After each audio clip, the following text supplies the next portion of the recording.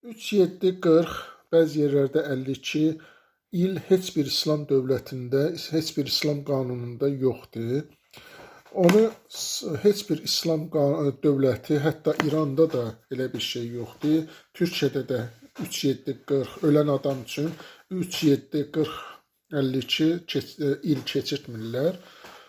O vaxtı 1930-cu illərdə səhv eləmirəmsə, ateizmin ən gür vaxtlarında o vaxtın Azərbaycanda alimləri gördülər ki, hamı İslamdan çıxır, hamı İslamdan qaçır, ateizmə qaçırlar və neynədilər? Bunu qoydular ki, belə bir qanun qoydular ki, heç olmasa ölən adamda 3, 7, 40, bəzi yerlərdə 52 il keçirdək ki, heç olmasa burada insanlar gəlsinlər, burada dindən məlumatlar olsun, mollalar danışsınlar, dindən məlumatlar olsun.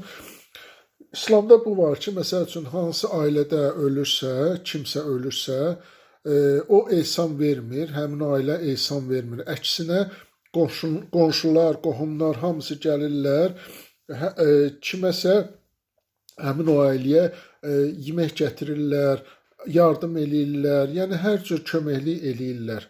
Amma ölü yiyəsi heç bir vaxtı, yəni 3, 7, 40, 52 il keçirtmirlər. O vaxtı yəni çalışırdılar ki, sadə formada keçirdilər. Məsəl üçün, qabaq görürdünüz ki,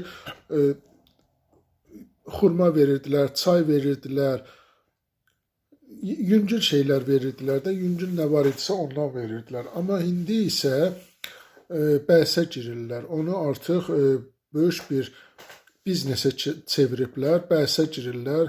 Məsəl üçün, kimsə ölürsə, həmin ailə kasıb da olsa gedir borca girir ki, bircə deməsinlər ki, bu öz ailəsinə, həmin o ölənə pis ehsan verdi. Yəni, o ehsan yoxdur, İslamda yoxdur. 3, 7, 40, 52 il İslamın heç bir qanununda yoxdur. Sadəcə olaraq onu o vaxtın alimləri qoydular qanunu ki, heç olmasa insanlar gəlsinlər burada heç olmasa həmin vaxtı İslamdan məlumatları olsun. Amma indi onu artıq biznesə çeviriblər, böyük bir biznesə çeviriblər.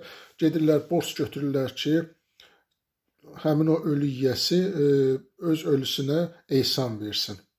Mənim bütün videolarımı izləmək üçün kanalıma abunə olun, keçmiş və gələcək videolarımı izləyin.